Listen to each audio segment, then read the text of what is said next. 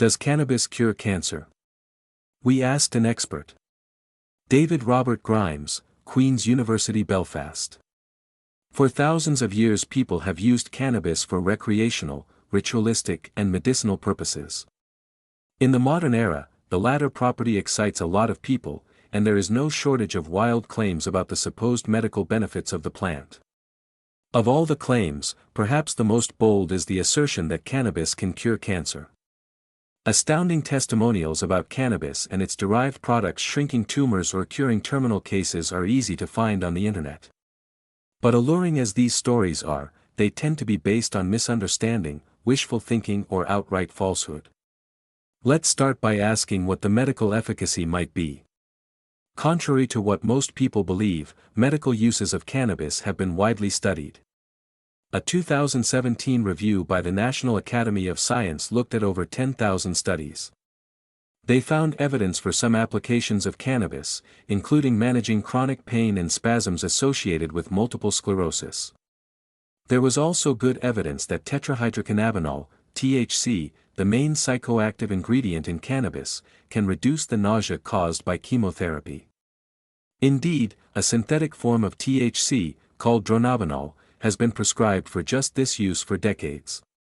But, crucially, there is zero evidence that cannabis has any curative or even helpful impact on cancer, despite enthusiastic claims to the contrary.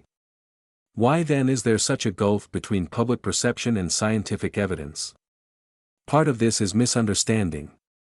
For example, an often aired claim is that high-dose THC kills cancer cells in a petri dish. This is true, but not very meaningful. Killing cells in a dish is extremely easy, you can do so with anything from heat to bleach. But effective anti-cancer agents must be able to selectively kill cancer cells in the human body while sparing healthy ones. The reality is that cannabis simply cannot do this. It's natural, man.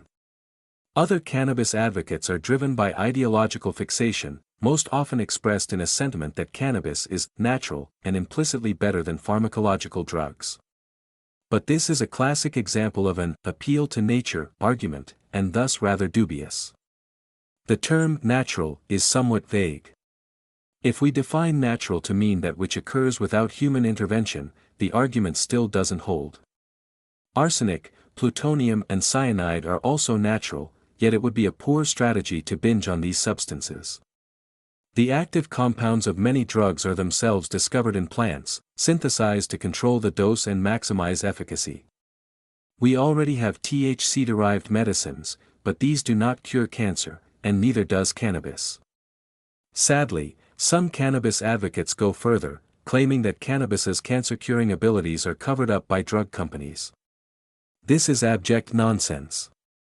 Such a conspiracy would be massive and would rapidly collapse. Given that around half of us will be affected by cancer in our lifetime, a cure would not only be hugely profitable, even though the patent laws for natural products are complicated, it would also garner its discoverer infinite gratitude, financial rewards and scientific honors. The idea that researchers would be callous enough to suppress a cancer cure, and the rewards that would go with it, is ludicrous. The reality is that cancer is a complex family of disease, and it is unlikely that there will ever be a single cure. Cannabis may be useful for treating some people's nausea when undergoing chemotherapy, but we can say with confidence that the idea that it cures cancer is a myth. This article is republished from the conversation under a Creative Commons license. Read the original article.